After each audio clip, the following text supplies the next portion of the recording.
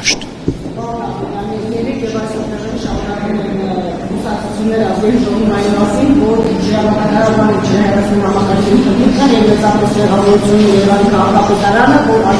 Երևանի քաղաքապետարանը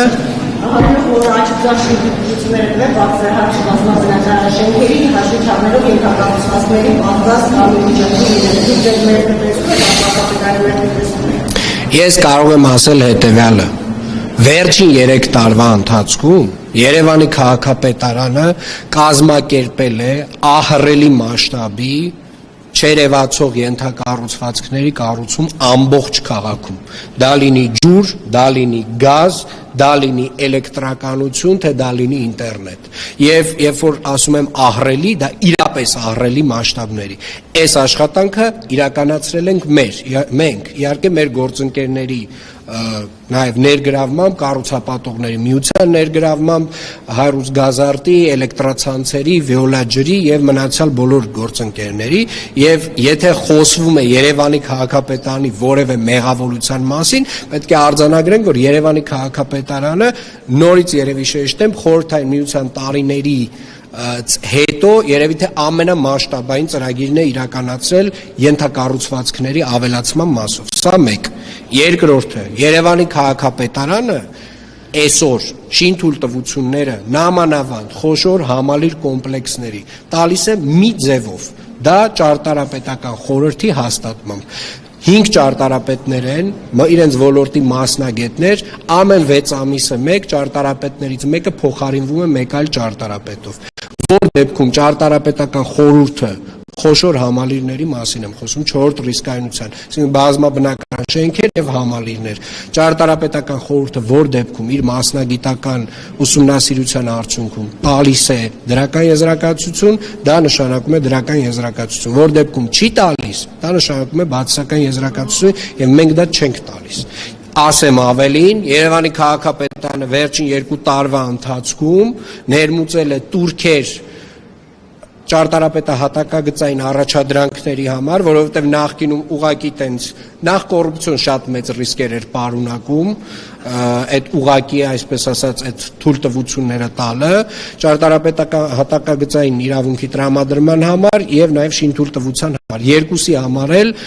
նախորդ տարի միայն 24 միլիարդ դրամ գումար ենք հավաքել Երևանի քաղաքապետարանը։ Դրա 1 թվականին, 20 թվականին, 22 թվականին, 22 թվականին այդ տողով հավաքվում էր 0 դրամ։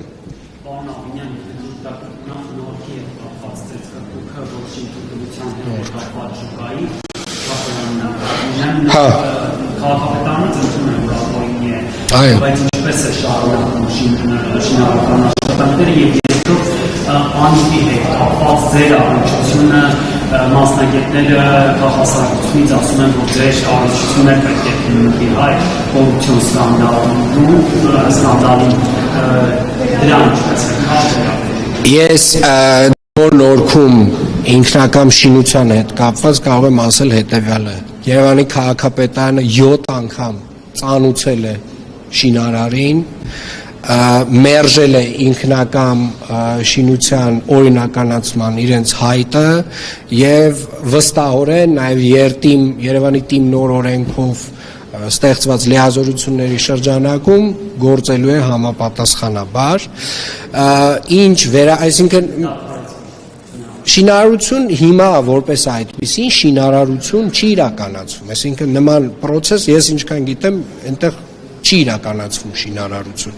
Այլ հարց է, որ սեփական տարածքում, որտեղ տեղեր կա, որ մենք չենք կարող մուտք գործել, հատվածներ կան, որ մենք իրավունք չունենք, բայց երթիմի թվեր եմ հրապարակել 3 ժամ տևած իմ մամուլի ասուլիսի ժամանակ կոնկրետ ֆինանսական թվեր, այդ քաղաքասարակության ներկայացուցիչներից որևէ մեկը, ներառյալ հետաքննական լրատվականները, թվերին անդրադարձ չկա, 0 անդրադարձ չկա, 0 անդրադարձ կա իմ բարձրաձայնած թվերին, որով կոնկրետ պնդումներ եմ արել ու հարցեր եմ բարձրաձայնել ու հարցականի տակ եմ դրել այդ ամբողջ այդ բանի թեզերի հեղինակների թեզերն եմ հարցականի տակ դրան անդրադարձ չկա ինչ որ տենց գիտեք անցալ ասենք կնոջ ընկերուհին բաներ իրանք ասենք 7 ամիս առաջ չէին ծանոթացել 1 տարի 3 ամիս առաջ չէին անլուրջ գիտեք ես երբ որ մենք բոլորս մեր աշխատանքը հարգենք ես ուզում եմ որ եթե որևէ մի լրատվական իրեն փաթեթավորում է որպես հետաքննական իրապես զբաղվի հետաքննությամբ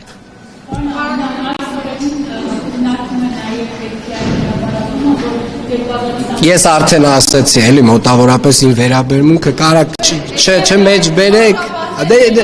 հա հələ ասեք հələ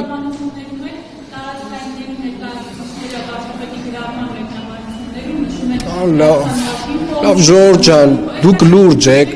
եք ասում։ Ուրեմն, չէ, բայց իրականում դուք լուրջ այս հարցը տալիս եք, այսինքն վարչապետը ասում է կուսակցականներին, ասում է հարգելիներս խնդրում եմ մասնակցեք մեր կուսակցական հանրահավաքին, առաջարկեք ձեր ընկերներին, հարազատներին, մեր կներեք մի րոպե, համակիրներին եւ հստակ շեշտում ասում է բացառել վարչական ռեսուրսի կիրառումը։ Ժորժ, հիմա կներեք, դուք խոսում եք վարչապետի հայտարարության մասին, խնդրում եմ մի քիչ ավելի շատ խոսեք եւ գովազդեք եւ այդ թափանցիկությունը եւ ազնվությունը թող բոլորը իմանան։ Այլ